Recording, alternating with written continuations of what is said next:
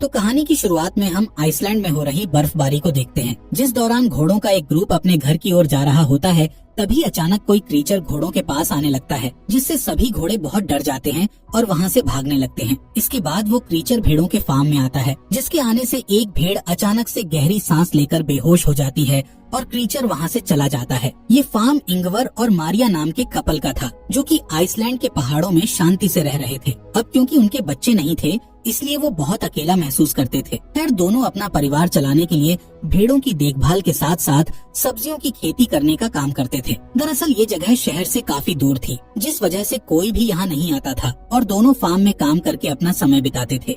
एक शाम मारिया और इंगवर अपनी प्रेग्नेंट भेड़ों की डिलीवरी में मदद करते हुए नजर आते हैं, जहाँ उन्हें पता चलता है कि बहुत सारी भेड़ों ने बच्चों को जन्म दिया है, जिससे मारिया बहुत खुश थी। लेकिन इंगवर को उनमें ज्यादा दिलचस्पी नहीं थी, क्योंकि इतनी सारी भेड़ों को पालने के लिए बहुत ज्यादा खर्चा होता था। एक दिन जब दोनों काम करके आपस में बातें कर रहे थे, तब मारिया इंगवर को अपने ट्रैक्टर में होने वाली प्रॉब्लम्स के बारे में बताती है, जिस पर वो कहता है कि उन्हें अगले सीजन से पहले ट्रैक्टर को ठीक करवाना होगा। इसी दौरान भेड़ों की शेड में उनका डॉग भौंकने लगता है, इसलिए उसे देखने के लिए दोनों शेड में आ जाते हैं। यहाँ वो देखते हैं कि डॉग एक प्रेग्नेंट भेड़ को देखकर भौंक रहा था, क्योंकि उस भेड़ का डिलीवरी का समय हो गया था। खैर, मारिया और इंगवर मिलकर उस भेड़ की डिलीवरी में हेल्प करते हैं, लेकिन जब वो उस भेड़ के बच्चे को देखते हैं तो बुरी तरह शॉक हो जाते हैं। दरअसल उस भेड़ ने एक हाइब्रिड बच्चे को जन्म दिया था, जिसमें उसका सिर भेड़ का था और शरीर इंसानों वाला था। यहाँ मारिया उस बच्चे को अपने साथ घर में ले जाती है और फिर दोनों मिलकर उसकी देखभाल करने लगते हैं। अब क्योंकि उनका कोई बच्चा नहीं था,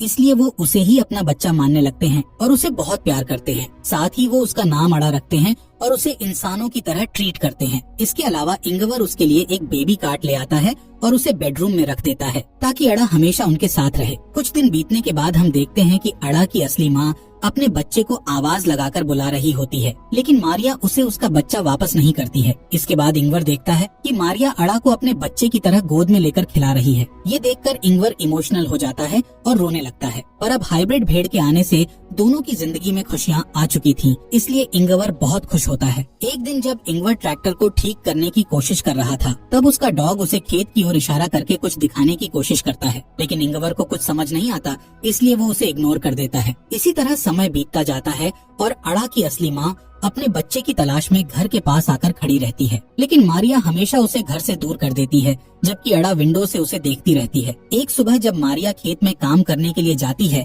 तब वो इंगवर से अड़ा की देखभाल करने का कहती है, पर इंगवर काम करने के लिए शेड में चला जाता है और गलती से घर के गेट को खुला छोड़ देता है। जब मारिया घर पर वापस आती है तो वो इंगवर से अड़ा के बारे में पूछती है, जिस पर इंगवर बताता है कि बाहर जाने से पहले मैंने उसे बेडरूम में सुला दिया था। इसलिए वो अड़ा को देखने बेडरूम में जाती है, लेकिन अड़ा बेडरूम में नहीं होती है, जिससे मारिया और इंगवर बहुत डर जाते हैं और घर के चारों तरफ उसे ढूंढने लगते हैं। यहाँ मारिया बहुत ही टेंशन में आ जाती है।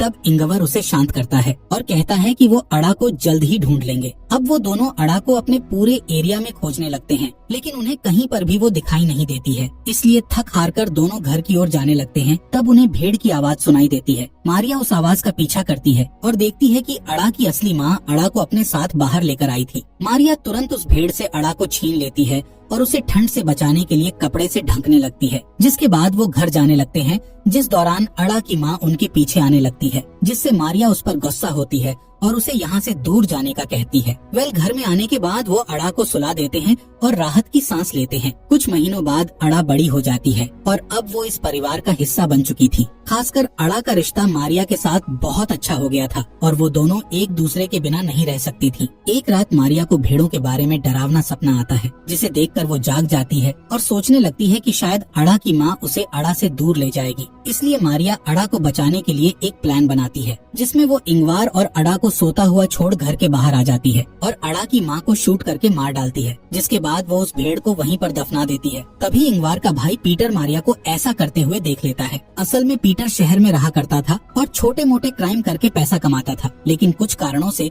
उसके साथी उसे इंगवार के यहाँ छोड़कर चले गए थे। खैर, पीटर भेड़ों की शेड में जाकर सो जाता है। जब उसकी आँख खुलती है तो उसे अड़ा दिखाई देती है, लेकिन जल्द ही अड़ा वहाँ से गायब हो जाती है, जिससे पीटर को लगता है कि शायद उसने कोई सपना देखा था। सुबह होने पर पीटर इंगवार से मिलता है, जिसे देखकर इंगवार बहुत खुश होता है, क्योंकि पीटर काफी समय के बाद यहाँ आया था। इसके बाद इंगवार उसे घर के अंदर लाता है और मारिया से नाश्ता बनाने का कहता है। जब वो लोग नाश्ता करने के लिए बैठते हैं, तब वहाँ अड़ा भी आ जाती है। यहाँ मारिया अड़ा को पीटर से मिलाती जाती है। लेकिन पीटर अड़ा को देखकर थोड़ा परेशान हो जाता है और किसी से कुछ भी नहीं कहता है। कुछ समय बाद अड़ा और मारिया एक साथ समय बिताते हुए नहा रही होती हैं। इस दौरान इंगवार और पीटर घर को पेंट कर रहे होते हैं। तभी पीटर घर के अंदर जाता है और मारिया को अड़ा के साथ नहाते हुए देखता है।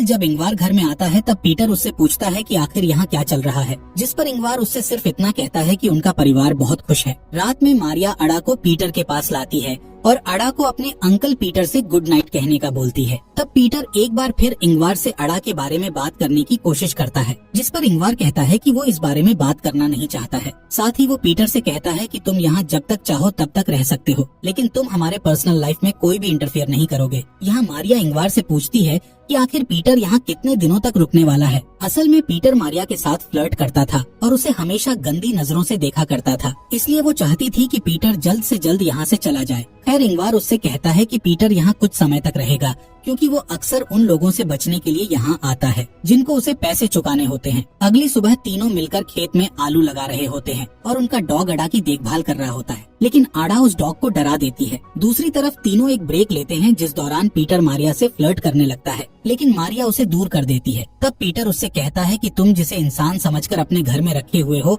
वो सिर्फ एक जानवर है, पर मारिया उसकी बातों पर ध्यान नहीं देती है और वहाँ से चली जाती है। अगली सुबह इंगवार अपने भाई पीटर को उठाता है और उसे एक शेड की सफाई करने के लिए मदद मांगता है। तब पीटर को सफाई करते समय अपने पुराने ड्रम्स मिलते हैं, जिन्हें देखकर वो बहुत खुश हो जाता है और ड्रम्स को बजाने लगता है। तब ड्रम्स की आवाज सुनकर अड़ा वहाँ आ जाती है और ड्रम्स का म्यूजिक सुनकर एंजॉय करने लगती है, पर पीटर को ये चीज पसंद नहीं आती है, इसलिए वो अड़ा का मजाक उड़ाने लगता है। साथ ही वो अड़ा को बाहर ले जाता है और उसे भेड़ बोलते हुए जबरदस्ती घास खिलाने लगता है, जिस दौरान इंगवार वहाँ आ जाता है और पीटर को ऐसा करते देख लेता है। अब इंगवार गुस्से में आकर पीटर को डांटने लगता है और अड़ा को अपने साथ ले जाने लगता है, जिस पर पीटर उससे कहता है कि अड़ा कोई इंसान नहीं है बल्कि एक जानवर है।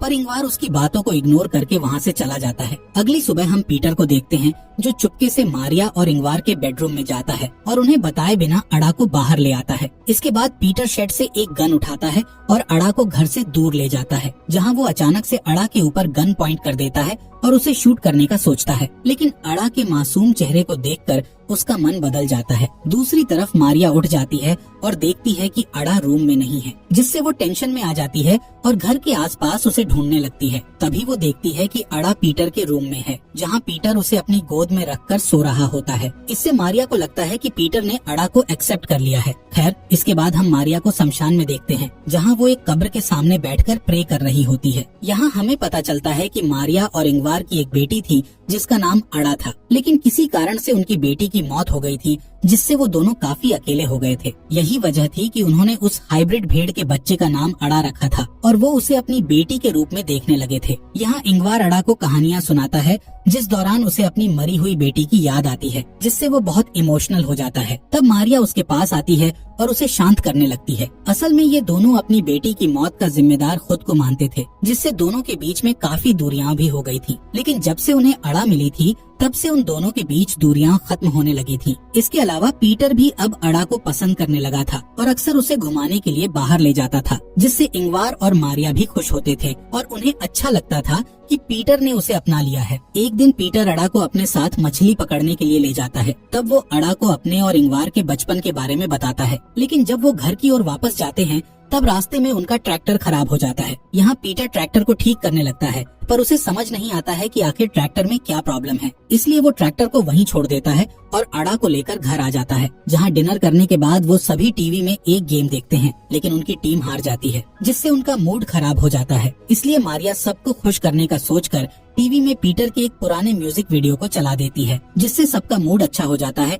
और वो डांस करने लगते हैं। यहाँ वो तीनों एंजॉय करते हुए ड्रिंक कर रहे थे। तब अड़ा उन्हें बिना बताए घर से बाहर आ जाती है, जहाँ वो उसी क्रीचर को देख लेती है जो कि कहानी की शुरुआत में भेड़ों के फार्म में आया था। इस क्रीचर को देखकर अड़ा घर की ओर भागती है और शेड में जाकर अपने आप को देखने लगती है। दरअसल अड़ा के मन में ये चल रहा था कि वो अपने पेरेंट्स मारिया और इंगवार की तरह क्यों नहीं दिखती है, जिससे अब उसे शक भी होने लगा था कि वो दोनों उसके असली पेरेंट्स नहीं हैं। खैर इधर इंगवार नशे में होने के कारण जमीन पर गिर जाता है, जिससे पीटर उसे बेडरूम में ले जाता है। तभी अड़ा भी वहाँ आ जाती है और इंगवार के साथ सोने लगती है। लेकिन अभी भी अड़ा उसी क्रीचर के बारे में सोच रही थी जिसे उसने थोड़ी देर पहले ही देखा था। इसी बीच पीटर मारिया के पास आता है और उसे टच करते हुए फ्लर्ट करने लगता है, जिस पर मारिया उसे रोकती है और दोबारा ऐसी हरकत करने से मना करती है। तब पीटर उसे ब्लैकमेल करता है कि मुझे पता है तुमने अड़ा की असली माँ को मार दिया है और अगर तुमने मेरी बात नहीं मानी तो मैं अड़ा को सब कुछ बता दूंगा। इसलिए मारिया को मजबूरी में आकर पीटर की बात माननी पड़ती है, लेकिन किसी तरह वो पीटर को एक रूम में बंद कर देती है। तब पीटर चिल्लाते हुए उससे गेट खोलने का कहता है, लेकिन मारिया उसे इग्नोर करके वहाँ से चली जाती है। अगली सुबह मारिया पीटर के पास जाती है और उसे अपने घर से चले जाने की रिक्वेस्ट करती है, जिसके लिए पीटर मान जाता है और वो उसे बस स्टॉप पर छोड़ने के लिए चली जाती है। इसी बीच इंगवार भी उठ जाता है और अपनी वाइफ और भाई को ढूंढने लगता है, लेकिन जब वो उसे नहीं मिलते तब वो अड़ा के साथ अकेले ही नाश्ता करता है और फिर उसके साथ ट्रैक्टर को लेने चला जाता है। यहाँ मारिया पीटर को ड्रॉप करके उसे बताती है कि अड़ा उनके लिए एक गॉड गिफ्ट है, जिसकी मदद से वो दोबारा अपनी अच्छी जिंदगी की शुरुआत कर सकेंगे। मारिया पीटर से नाराज होने के बावजूद भी उसे कुछ पैसे देती है और फिर अपने घर की ओर निकल जाती है। इसी बीच इंगवार अड़ा को बताता है कि अगर वो घर का रास्ता भूल जाए तो वो घर कैसे पहुंच सकती है। खैर दोनों ट्रैक्टर के पास आ जाते हैं।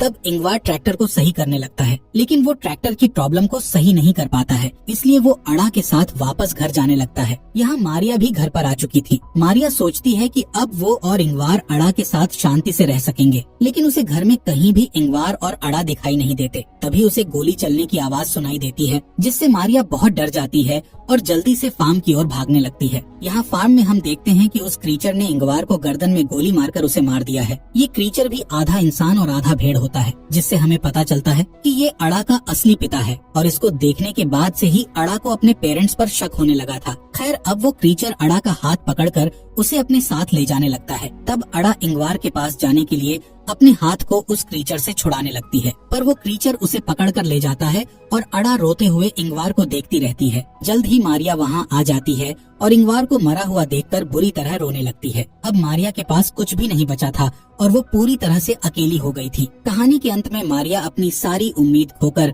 अपनी आँखों को बंद कर लेती है और इसी के साथ इस मूवी का यहीं पर एंड हो